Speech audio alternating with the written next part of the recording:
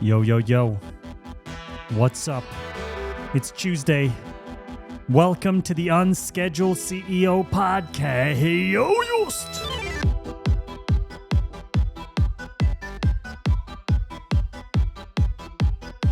The Diary of the Tim Ferriss CEO Podcast.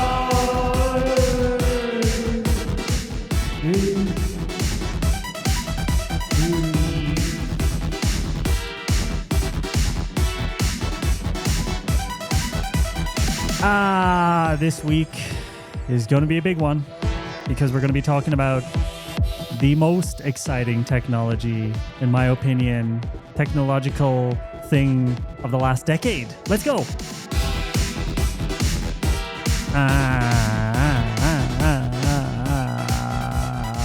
Let's get into it. Hey, what's up, everybody? Welcome to the Unscheduled CEO Podcast. My name is Jonathan. I'm your host. And this is a weekly podcast. Every Tuesday, you get to listen to someone who is speaking unfiltered, unedited, unrelented, unbounded, unclothed. And that's it. Let's go. So, guys, I think about a year ago, I did an episode. I think it was around a year ago. I did an episode, something along the lines of, what was it called? It was called like, let's have a look. It was actually one of my most popular episodes ever. And it was called, here we go. It was called, actually, let's have a look at it and see how accurate I was. It was from May 12th, 2025. Let's move to this reaction scene. If you're on YouTube, you can see what I'm looking at, but I'm looking at the podcast page, like the article page for I'm finally worried about AI. Here's my plan. Hey friends, I just got back from San Francisco and holy shit, I need to write this down before I forget the intensity of what I'm feeling right now. For the past year, I've been in this AI is cool, but whatever camp. I mean, I figured it would eventually matter, but not enough to reshape how I completely run my business today. The mindset is completely gone. After a week of nonstop conversations with founders, watching demos, and seeing how businesses are actually being used, I'm convinced if my company doesn't fully, deeply integrate AI tools into everything we do, we will be irrelevant in 1 to 2 years. It's as simple as that. And then I'll just hit you with this next sentence, which was the 10x reality. Here's what hit me hardest this week. Right now, with just a few AI tools, I'm effectively working with the productivity equivalent of me, 3 junior employees, and 2 assistants, all for about $320 a month. I mean, that's fucking crazy when you think about it. That means my 14-person company at AJ & Smart could effectively operate like a 50-person agency if we get this right. Or more terrifyingly, our competitors could do the same thing. This isn't just about efficiency anymore. It's not about like, how do we make this as efficient as possible? It's about having a massive unfair advantage or being on the wrong side of someone else's unfair advantage. And here are some of the warning signs I saw. In the last 2 weeks, Shopify's CEO announced they'll only hire people who are fluent in AI tools. Duolingo went further, saying they're eliminating contractor relationships entirely because of AI, plus employees being 10x more productive.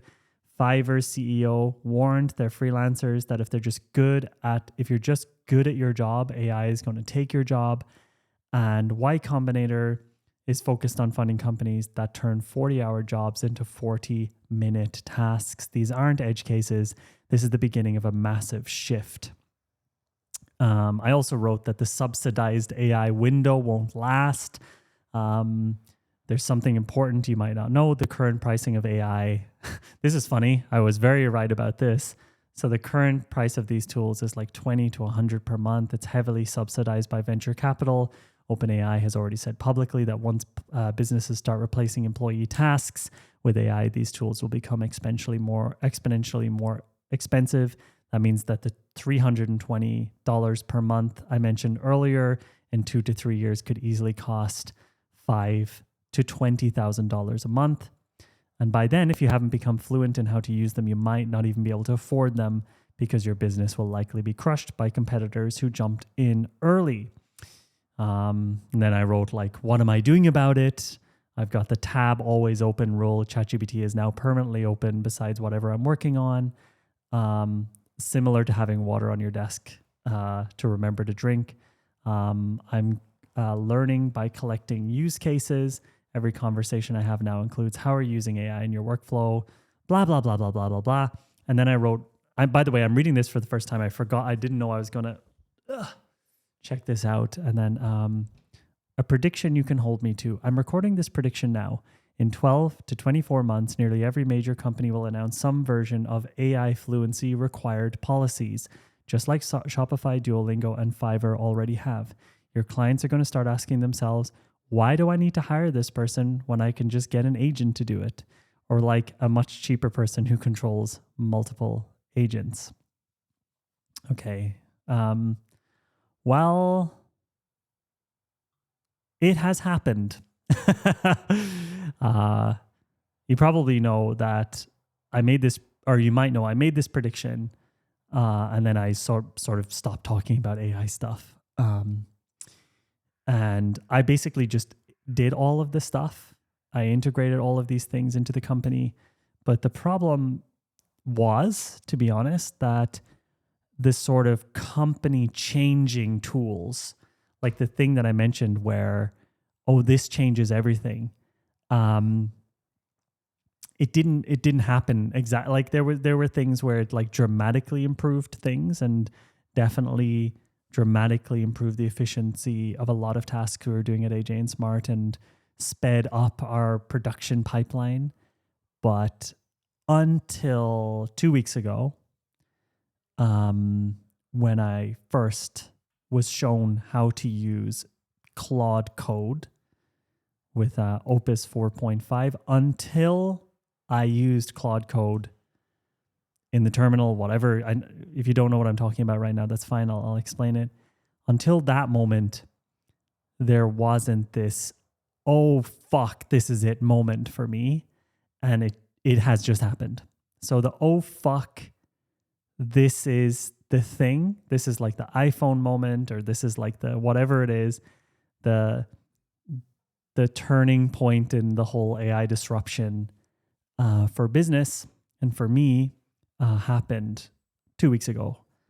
You might have gotten an email from my company yesterday saying that I'm doing a session on Thursday about this topic. If you didn't, I'll put a link down below. It's going to be like a webinar where I bring. So I'll tell you what happened. So 2 weeks ago, I was looking for someone to help me with SEO, and I was posting on X and I was posting around the place and I was asking friends. I was messaging friends, other company owners. Hey, do you know someone who does SEO? Can you help me? Finally, it actually took quite a long time to find someone. But while I was waiting, I just sort of started to learn. I was like, maybe the AI tools can do this now. Maybe I don't need an SEO agency to help me with this. Let me have a look. And so I started doing a little bit of research into like upgrading my AI skills. And I'd been hearing a lot about Claude, so I decided to go back to using Claude. I had been using Claude mostly for like creating content or content ideas, like a content sparring partner. But I hadn't really been using it to like build systems and automation. So I was messing around with that. And then coincidentally, I got a text message back from Charles, who's the CEO of a company called Pipdex. They make these really beautiful cards. But we message back and forth. What's really cool, by the way, right now is that all of the competitors of AJ and Smart like are my really good friends, and we like it's really cool. Like that's also a nice aside. Anyway, so he was like, "Dude, do you want to jump on a call about this SEO thing? I want to show you some of the stuff I'm doing with AI." So jumped on a call with Charles and his business partner, Jacob. Really fucking great guys, by the way. Like just really genuinely interesting people. So jumped on a call with them, and Charles, over the next 3 hours, proceeded to show me the it's I guess the the use cases and output from AI that I didn't think we were close to yet, that I kind of didn't understand and felt like maybe we were another year or two away from. And he kept saying to me, because I would ask him a question, he would show me something. So I would say, but how would I do this? And he would be like, all right, here you go. Here's how you would do this. And then I would be like, fuck, okay. But like, what about this? And he was like, yeah, you would just do this. I was like, fucking hell. And an example was, I'll just give you an example. I was like, I need to get the transcripts for all the videos on this page in this school group that I'm logged into. And every time I use AI to do that, it just says, I can't get it because I can't, like the AI can't log into this website. And then these videos are embedded on the website. So it keeps telling me that I have to go into the video program and download the transcripts manually, but that's going to take like 30 minutes. And I don't want to do that task.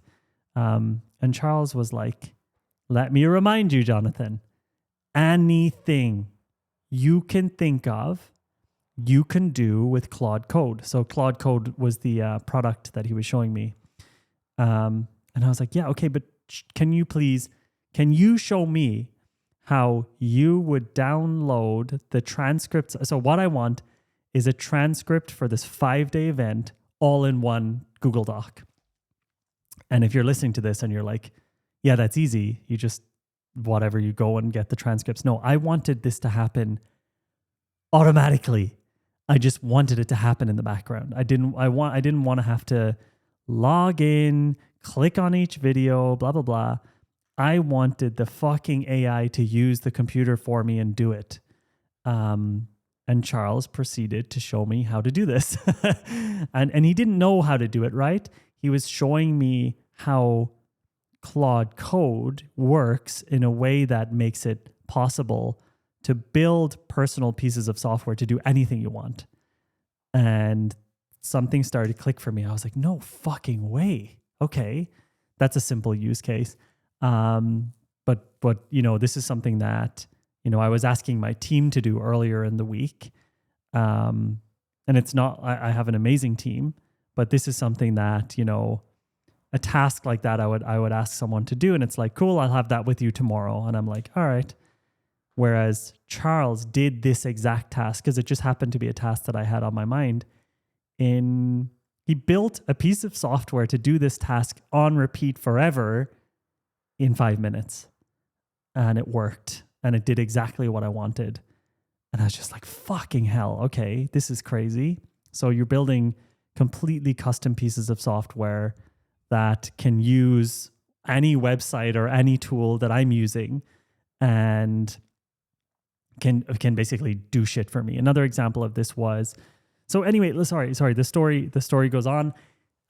Spent another 2 hours on the call, and he was like, yeah, you can do anything, like literally think of something and you can do it. And he was like, I'm building he needed a piece of glass, a custom piece of glass for his shower. He's building like a new shower thing. And so he had the AI tools create a CAD drawing of the glass, but then also research all of the best glass, whatever glass makers in the X amount of radius around his house, and then pick the best ones and automatically email them and collect all those emails and present it as a report to him. And again, these are things like I kind of knew you could do in a way because I'd been seeing people doing all these crazy automations. But most of the time when I'm asking, most of the people I ask, how are you using AI? They say, oh yeah, I'm like using it for research or as a sparring partner or for idea generation, whatever. And this idea, what Charles was showing me is essentially, cloning another human to do tasks for you which are called agents, by the way, that are running in the background, that are running overnight, that are, essentially doing things for you, but you have to think about what it is that you would want, right? And that was kind of the tricky thing, is I needed to see these use cases. But then the other thing is that this Claude, so then I was like, fuck, this is crazy, but this is going to be too complicated for me to learn, because essentially you're doing all of this in what looks like a coding window, which is the terminal on your computer. That's another thing. The way he was using Claude was locally on his computer. So it's not like, if you're using ChatGPT, you're probably on the ChatGPT website or you've downloaded the ChatGPT app, and it's all self-contained within that product. Claude Code, if you're using it in this specific way, is actually running on your computer. And so it has access to files on your computer, and it can use your computer, and it can use your browser. Yes, this, by the way, creates a security risk. So you have to, if you're German listening to this, you're like, oh my God, what about the Datenschutz? Yeah, your people recommend you do it on a different laptop or something, but whatever. If that's your only worry, if that's your worry that's going to stop you from using this, then I'll see you. I don't know the joke to make. Well, you're going to get very replaced very quickly. So I'm using this. So he's using this on the computer. It means it has access to his files. It means it can create files. It means it can browse for you. It means it can use products that you're using. I'll give you another example. So I wanted to create a style guide for facilitator.com, a web-based style guide, so that when we make new facilitator.com pages or do facilitator.com campaigns, that we always have this style guide, so we know this is the button style, this is how we use this is how we use that. And also I wanted it to be readable by LLMs and whatever. So again, this is something in the past I would have said to my team, hey, can someone go and make a web-based style guide for this product, for this thing, so that then we are, always consistent with this product, whatever. And I asked Claude Code, how do I do this? That's an important element of this, is you turn it into plan mode and you sort of ask it, hey, how would you approach this? And then its first recommendation was, well, you go to the website and screenshot some stuff for me. So I did that, and I looked at the results. I was like, this is not very good. I want you to think harder about this. I want you to figure out, how can I actually make this? How can you do this for me? I don't want to be doing this task for you. How can you do this for me? So it went away and thought about it. And then it came back and said, okay, I see that this website has been built in Framer. If you want, I can go into Framer for you, and I can look at all of the styles and collect all the information myself, and I will then go away and make this style guide for you. And I was like, okay, do it then. And so I gave her permission, and I literally observed as Claude Code went into our website builder tool, which it doesn't, by the way, it doesn't have a connection to, it doesn't have some special API or MCP as it's called. It just was literally going into that program and using it on Chrome in the same way like a person would, and clicked around, did its job, and then 15 minutes later, 15 minutes it feels long, but it's nothing compared to how long it would take a human to do this. 15 minutes later, I had this perfect style guide for facilitator.com. Again, sort of a project that I've been wanting to do for months, but I just couldn't be bothered briefing someone to do it and then, getting the results back and being like, that's not exactly what I wanted, but let's just do this and let's do that.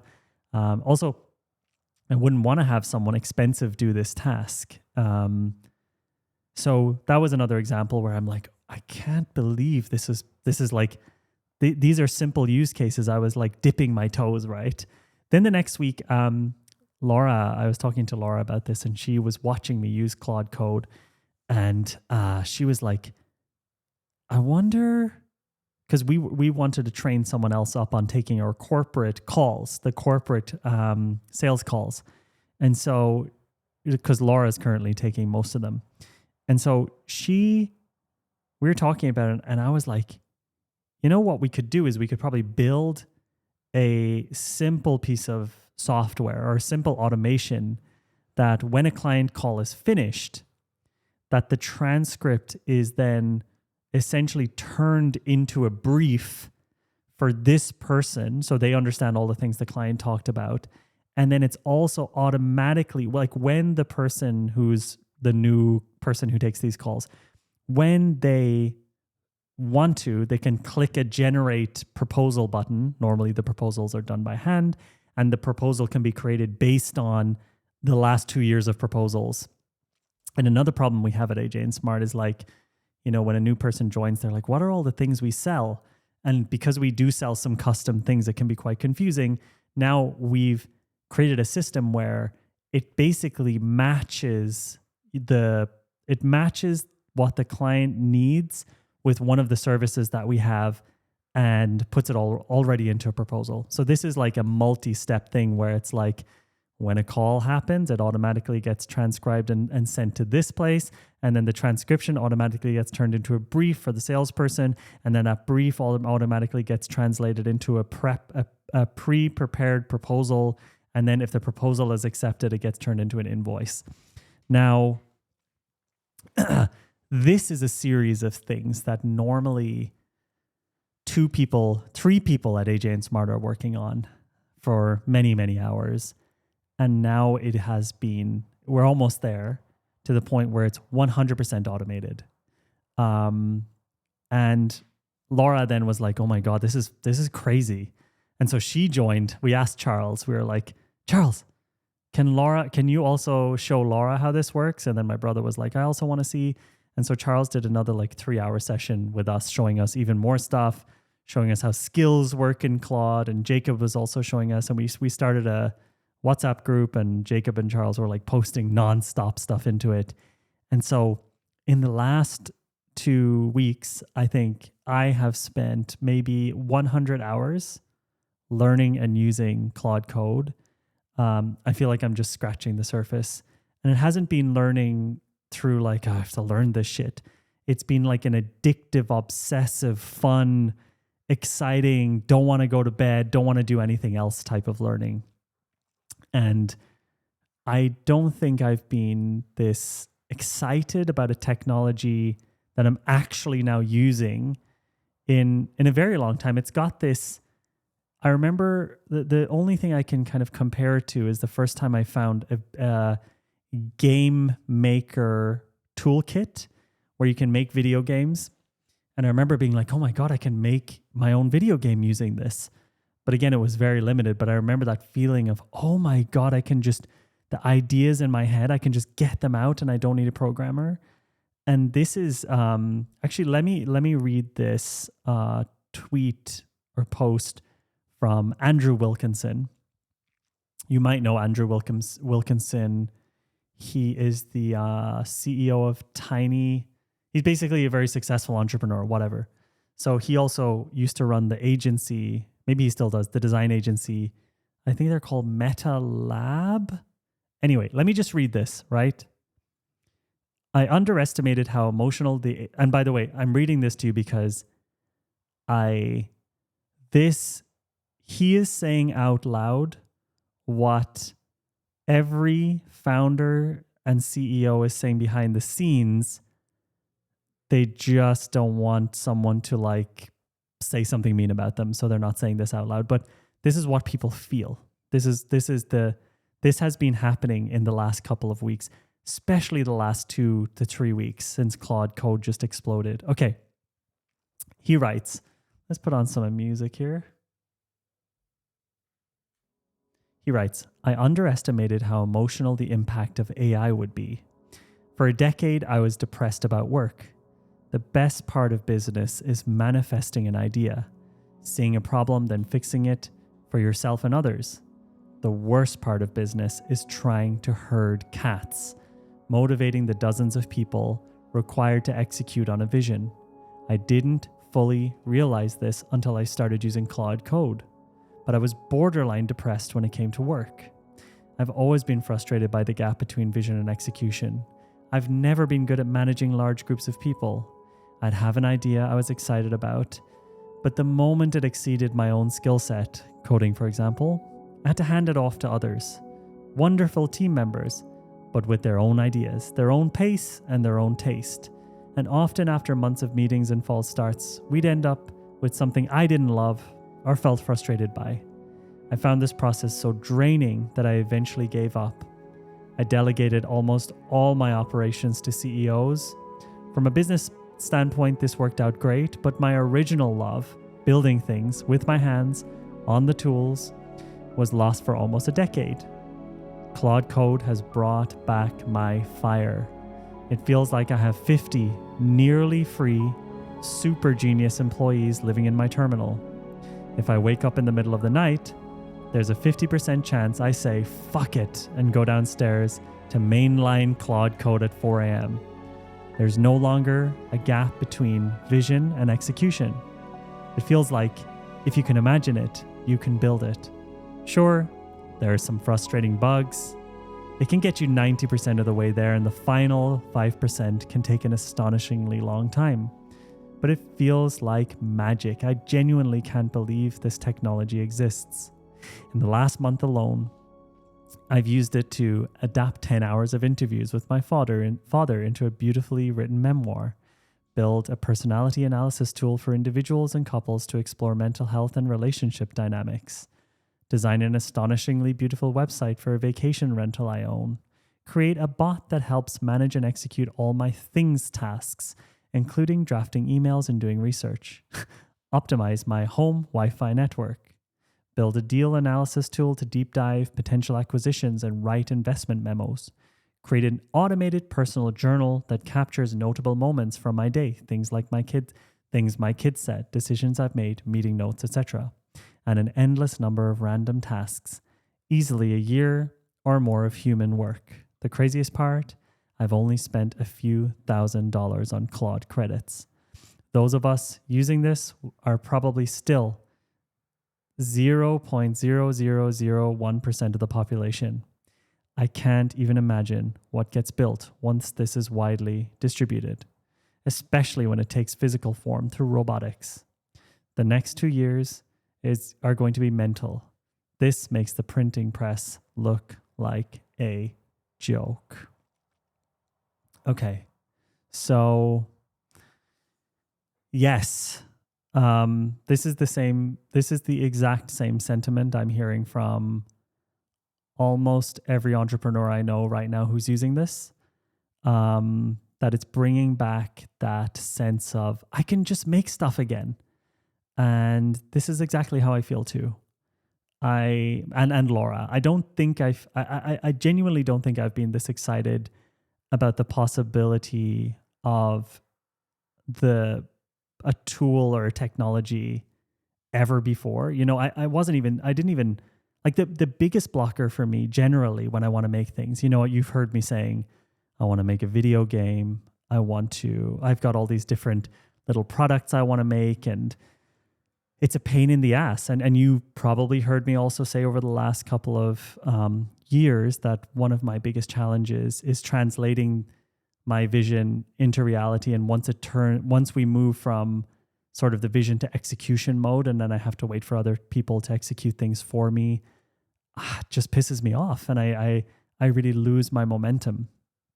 You heard me saying earlier this year, I lost my mojo, like I lost my business mojo. It's the same thing Andrew was saying. I was starting to get depressed. What my work was making me depressed, and I was looking for other things to do. And I think that, not that I'm telling you right now that this solves all of my problems, but it certainly solves one key issue that I've been having for years, which is now when I have an idea of something I want to make, I don't have to think about how do I first of all, explain this to people, then get them excited about it, then get them to kind of stay on pace and not get distracted. A perfect example of this is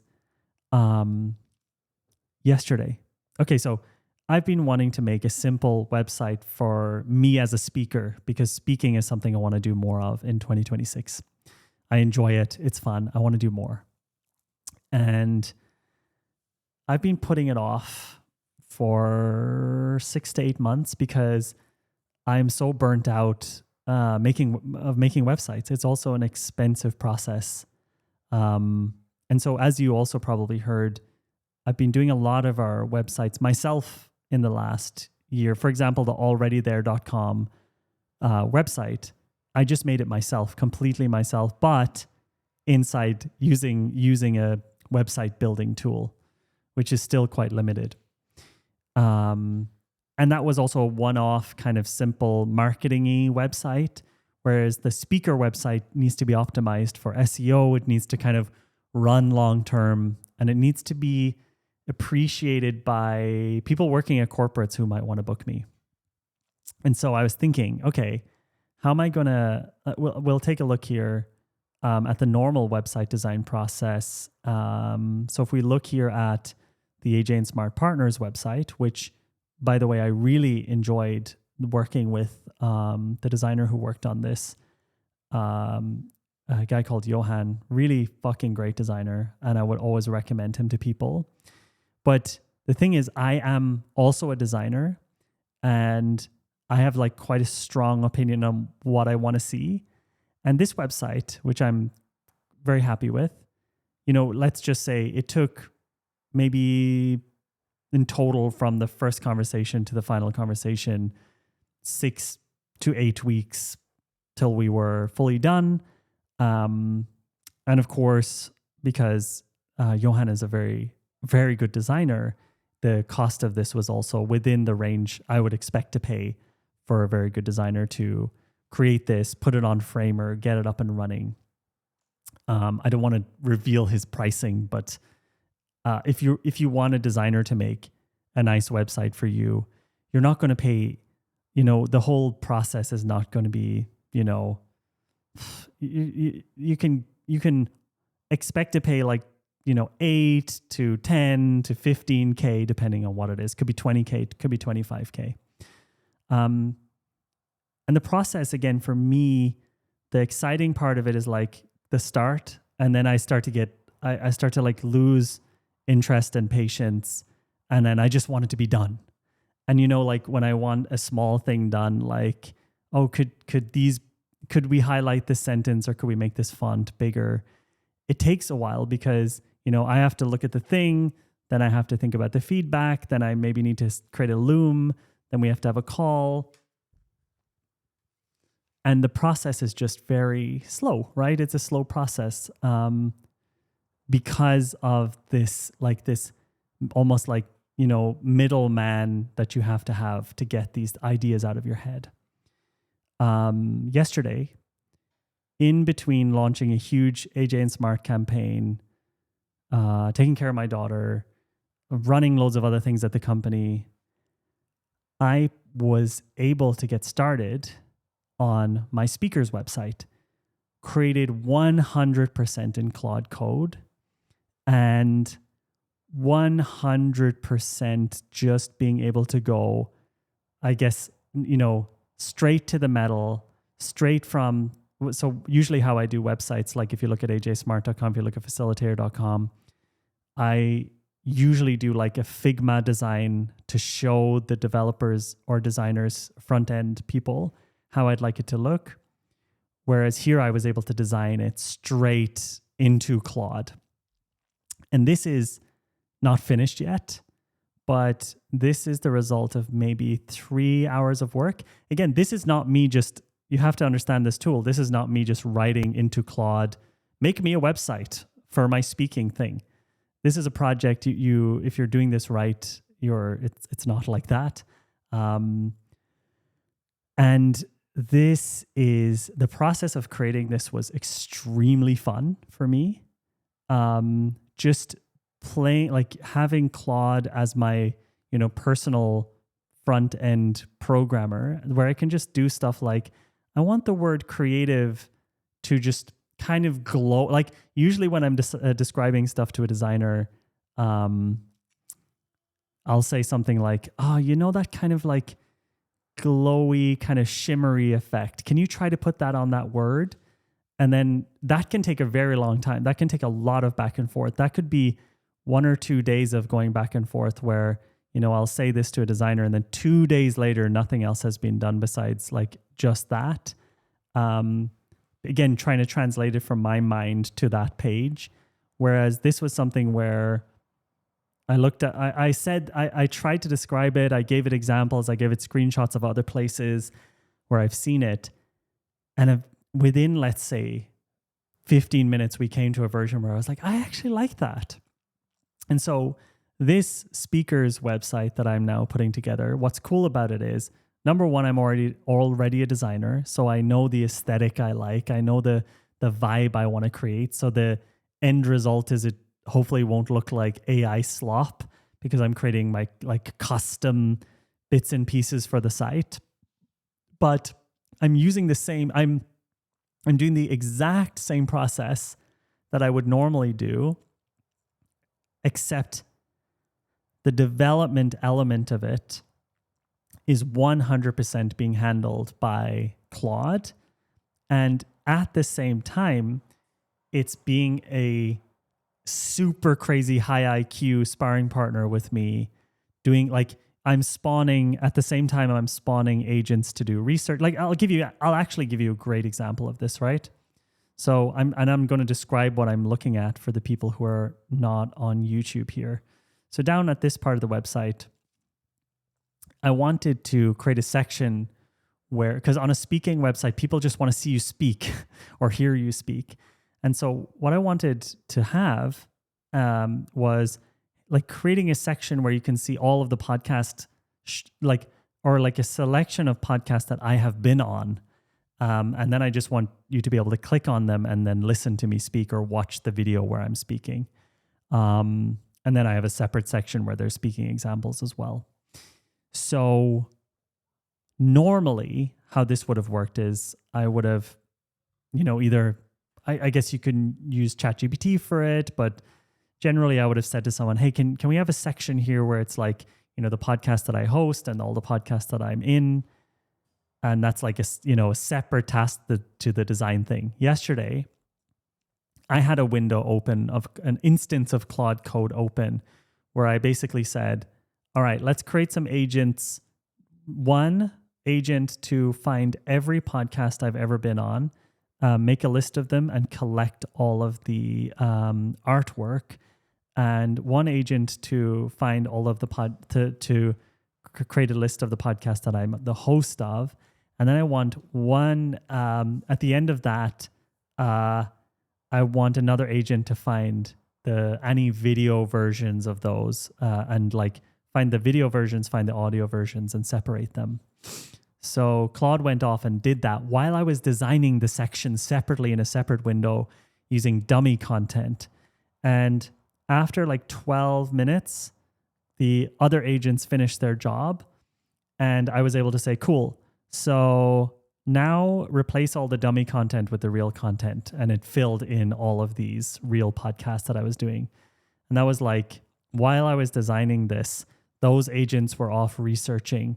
And then we were able to come back and merge these things together, which was a really cool experience. Another example, this would have taken, I'm not kidding you guys. So unless I did this myself, this could be, this whole section, if you're going back and forth with someone, could be a day of design work right here. Because like, the first time I looked at it, I was like, nah, I think these should be bigger than these. And then they'd have to go away and do that. And then, so what you're doing here is you're removing the middleman. You're just doing these things all yourself. And also, if you're looking at this website thing and you're like, why don't you just use a website builder? Website builders are actually more annoying than using this.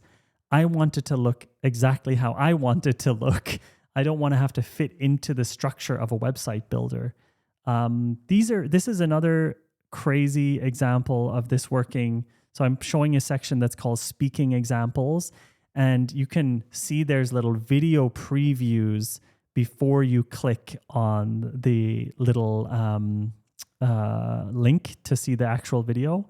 And this is like a situation that normally I actually have to ask someone to edit like a small clip. Like up here, you see that as well.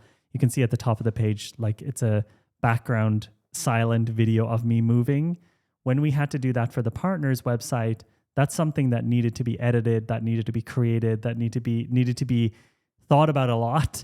Whereas here, and like I in the end, I was like, I think it's a bit too dark, and I don't know, and this and that. And here it was like, I just asked Claude I said, this video on YouTube from this section to this section, I think that looks fine. You go do it. The first time it was like, I can't access YouTube. I can't like rip YouTube videos from the internet and turn them into videos. And again, I just said, yeah, but then how do we do it? And it just figured it out. It's crazy. Claude Code, and whatever tool ends up being similar to Claude Code, is for me the turning point in this whole AI thing. It's I've been using AI, it has already changed my life, but more like a search engine, more like an assistant.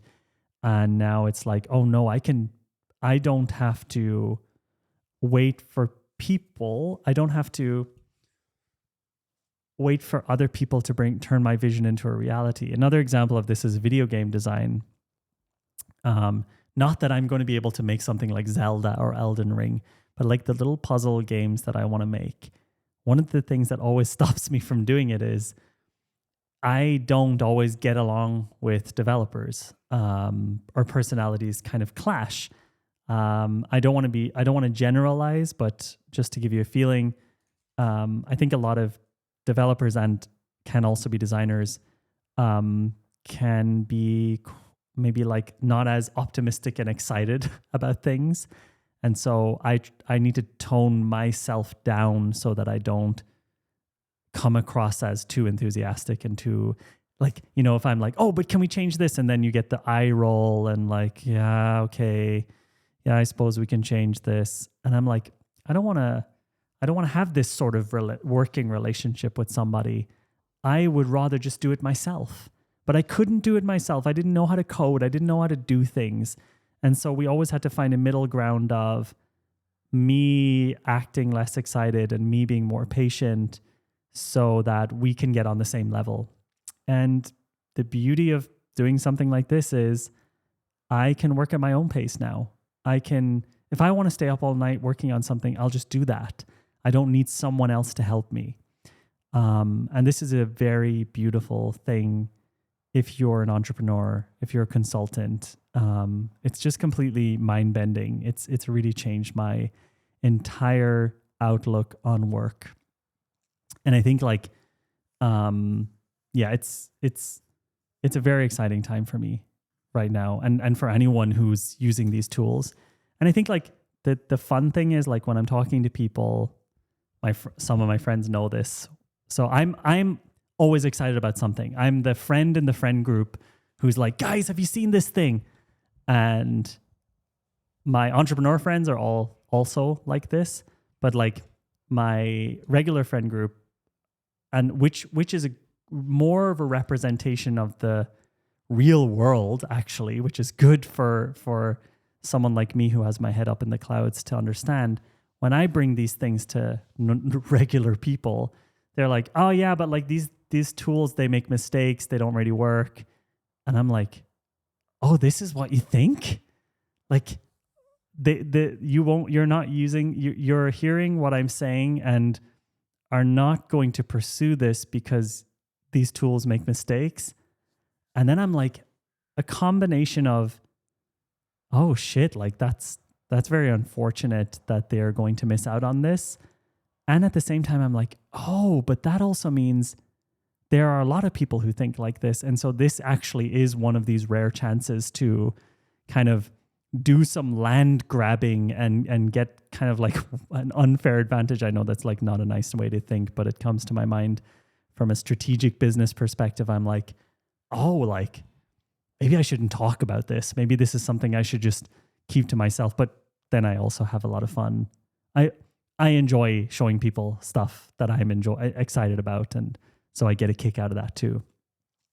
If you want to see, so I'm going to try to recreate that 3-hour session that I had with Charles this Thursday. We're going to do like a training, a webinar thing. It's going to be Thursday at 8 p.m. Berlin time. I will put a link below this, or maybe in the show notes, it should be there as well. I think it's, if you go to, what would it be, like facilitator.com/webinar. I don't know. Actually, just look for the link. Yeah, this is going to be a fun session. By the way, we will absolutely sell something at the end of this webinar. So if that's something that, if you find it hard, if you don't want to be sold to, then just don't turn up. That's also fine to do. It's going to be, but just the training itself is going to be cool, because you're just going to get to see Charles, who's a fucking beast at using these tools, making stuff and using the tools and showing how to use them. Yeah, fuck. All I want to do is get back to working with Claude right now. It is truly, if you've listened to the podcast over the years, you'll know that my problem has been execution. You'll know that where I get excited, I want to make something, and then I start talking to the people who can make it, and then I'm like, oh, the reality has kicked in. Never mind. You know what I mean? I think that's a very common feeling that a lot of entrepreneurs have, where you're like, this is going to be so fun. And then you talk to people and it's like, they're obviously not excited because they're thinking about the amount of work it's going to be. Even if you hire freelancers, it's like, it starts off maybe positive and then eventually you want to change, and you're almost like feeling like apologetic for asking for the changes and stuff. And I've always been like, the second, like if I can do this myself, the world, like literally everything will change. It's insane. And what I forgot to say is, and if you're listening to this podcast and you're skeptical about all this AI stuff, I want this to be on record. You are making a mistake. You are wrong, actually. That is probably, like, if you're just thinking like probabilistically, like being a skeptic. Again, it's fun to be a skeptic because you can always be right. And when people say stuff, you can correct them and you can tell people that this stuff doesn't always work, etc. But you're also going to have to deal with the real consequences of it, which is that these tools exist. They're getting ridiculously good. And people like me are able to use these tools to essentially save thousands and thousands of euro, weeks or months or years of time. And so please, if you're a listener to this podcast, just don't do that to yourself. I don't actually care if you do, but I wouldn't recommend fully sticking your head in the sand on this topic. The way I'm going to approach it is like two extremes. And I've been telling friends this, and I've been telling people in our communities this. I want to go like all in on the tech while at the same time going all in on no tech. And so, for example, the best way to see this is like, this Thursday, we're going to be doing a company related event about AI, the most cutting edge AI tools. And then next month, we're doing this unplugged creative retreat. I want to live in those two worlds because I think those two worlds are those two extremes. I honestly think a lot of the middle ground is just going to be wiped out. I think if you're a consultant, if you're a business, doing in-person things, helping people get away from the fucking computer, helping people get in touch with themselves, helping people express their like human level creativity, which is going to be a massive advantage when everyone has these tools. Mixing that with just being competent with these tools and being excited about them. I can't make you excited about these things. I also have I don't make money if you pay for Claude or pay for any of these AI tools. I don't care. Again, this podcast is usually like, this is what I'm saying to my family and my friends. This is not, it's just been a very fun 2 weeks, and yeah, it's amazing. It's super amazing. It's super exciting. And I hope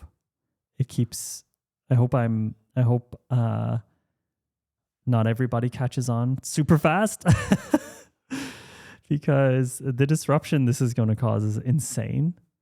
I don't know what the fuck is going to happen now that I've seen this, like in society, knowledge work, company sizes. I'm pretty confused, and it's going to be very interesting to watch. But yeah, guys, that's it. I actually want to get back to playing around with Claude Code, so I'm going to end this podcast.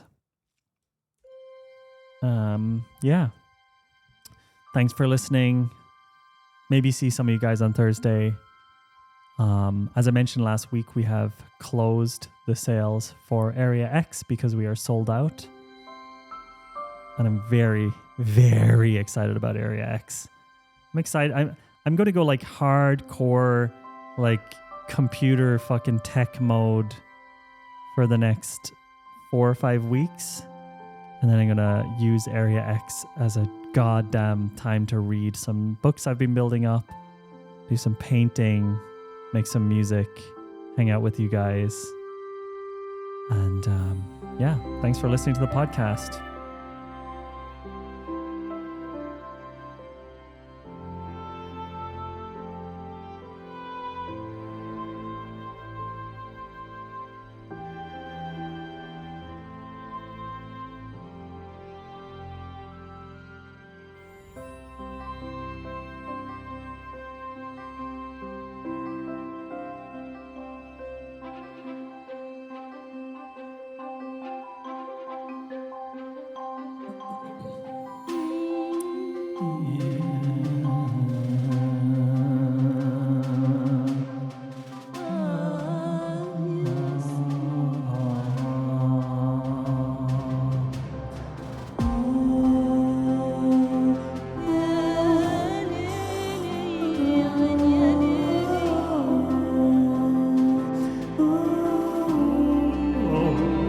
Get that bit wrong.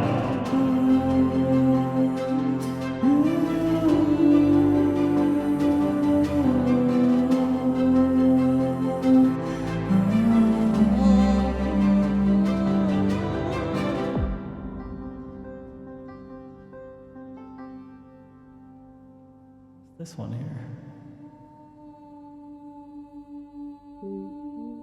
I haven't used this one in a long time. Can I sing along with this one? Let's see what this one.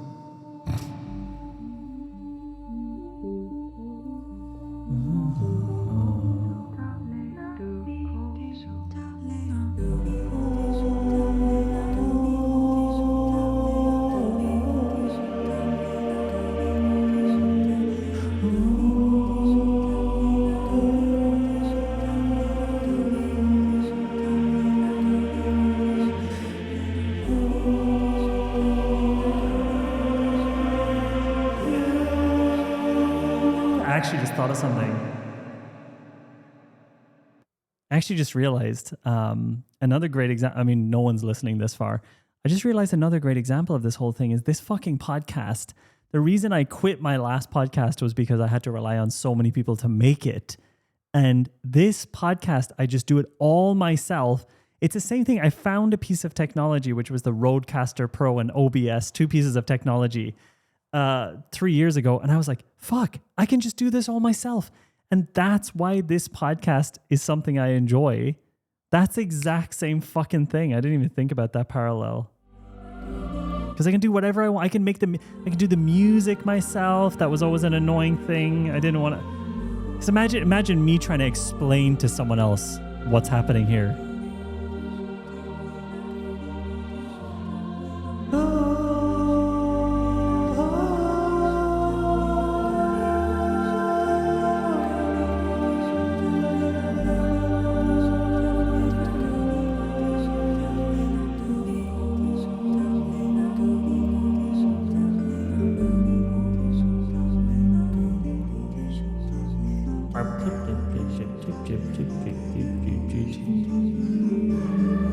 Oh, this bit's nice. I won't ruin this.